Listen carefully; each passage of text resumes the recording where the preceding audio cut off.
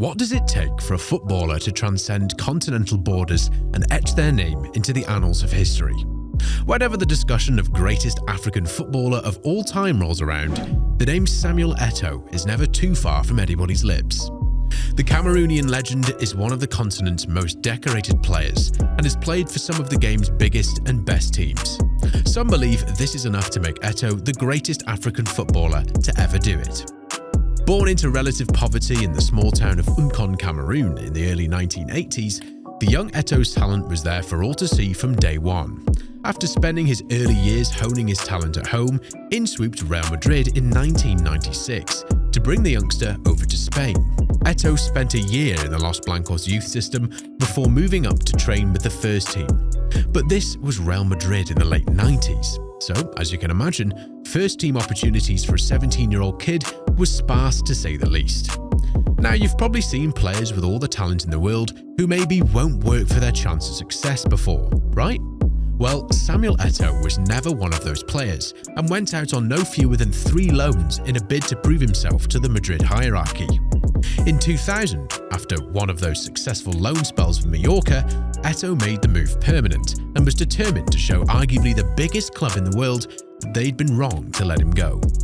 A successful 4 seasons on the Mediterranean island followed, with the Cameroonian great bagging 48 goals in 120 appearances.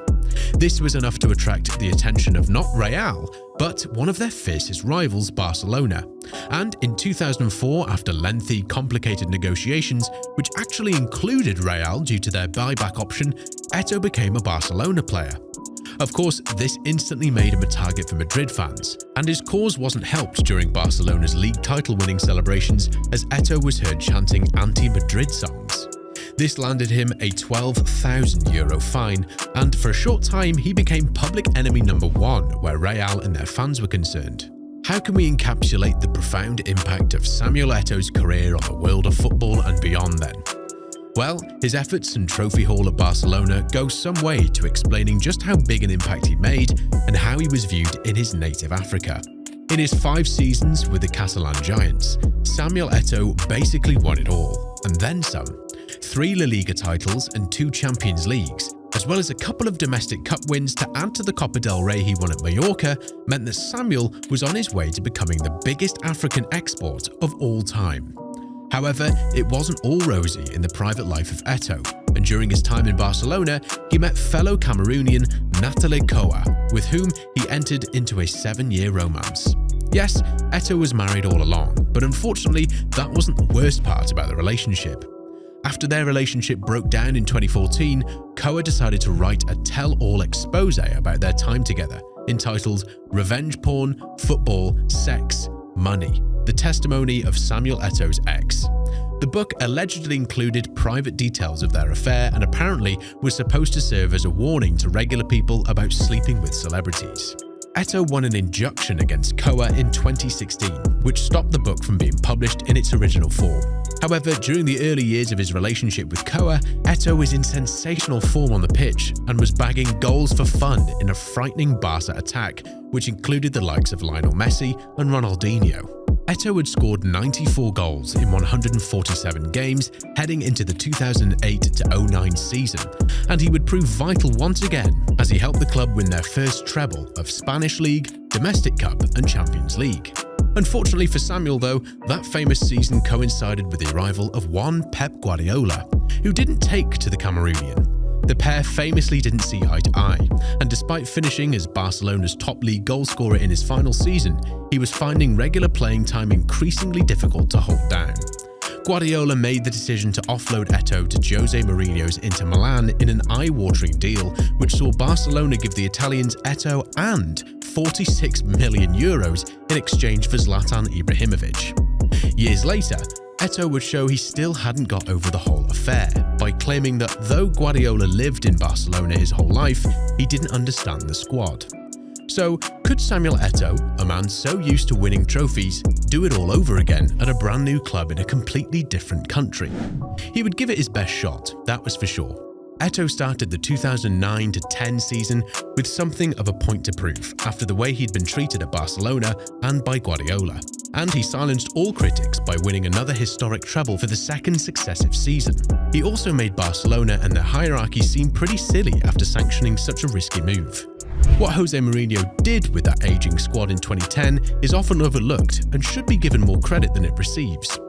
Playing Eto'o off to the left to make way for the prolific Diego Milito, Mourinho tweaked his team in order to get Eto'o into it, and boy did it pay off. Eto'o was at times unplayable coming in off the left-hand side and created all sorts of havoc for Milito to exploit.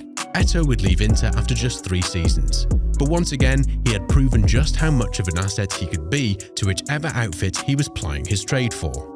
Is it possible to fully understand the thinking of professional sportsmen? Probably not, right? That mantra was proven in 2011 as Eto'o packed his bags and headed off to Dagestan in one of the biggest transfer shocks of the season. Anzi Makashkala, who were plying their trade in the Russian league, came in with an incredible offer for the former Barca man, which would turn him into the world's highest paid player. So yes, that probably came into his thinking somewhere along the line, wouldn't you say?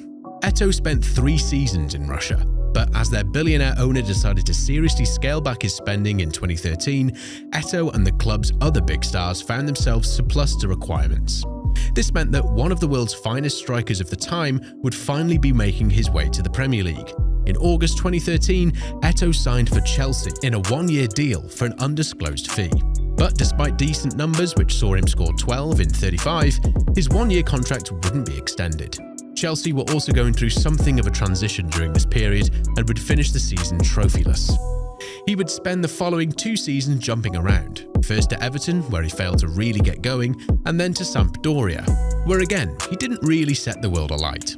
In 2015, the legendary striker signed for Turkish outfit Antalyaspor, where he would spend 3 seasons before seeing out his career in Qatar at Qatar SC. Unfortunately for Eto'o, his career was marred with a couple of unsavoury incidents of racism. Of course, this is through no fault of his own, and lies squarely on the shoulders of the small-minded bigots who took it upon themselves to harass him. Instead of accepting this abhorrent behaviour, Eto'o decided to take a stand and was one of the earliest adopters of the idea of walking off the pitch to address the problem. In one game against Zaragoza in 2005, Eto'o was hounded by fans for almost the entire match.